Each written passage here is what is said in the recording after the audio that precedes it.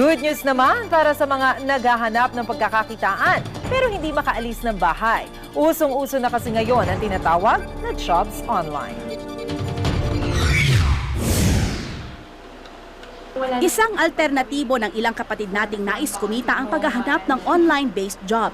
Tulad ng single mom na si JC Chua na isang part-time online English tutor ng Chinese students. Ang kagandahan raw sa sideline niya ay kahit nasa bahay, pwede siyang magtrabaho. Very flexible yung time. Sa tingin ko talaga it's a blessing to me kasi mahirap makahanap ng ganito na hawak mo yung oras mo. Nasa 11,000 ang extra income niya mula dito kada buwan. Maliban pa riyan ang kanyang full-time job. 6 na taon namang online telemarketing agent ng isang kumpanya sa US, ang padre de pamilyang si Franz Quijano.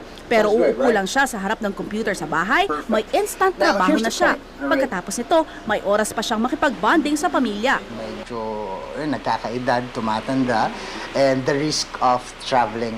Yun yung pinaka-main reason why I actually decided to stay at home working.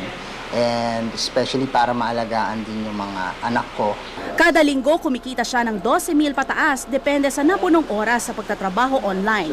May mga outsourcing websites na ngayon kung saan mapipili ang samot-saring online-based freelance jobs mula sa iba't ibang bansa pa. For example, dito sa Philippines, we have hundreds of thousands of freelancers already. Pwedeng web developer, writers, graphics designer, gumagawa ng mga logo.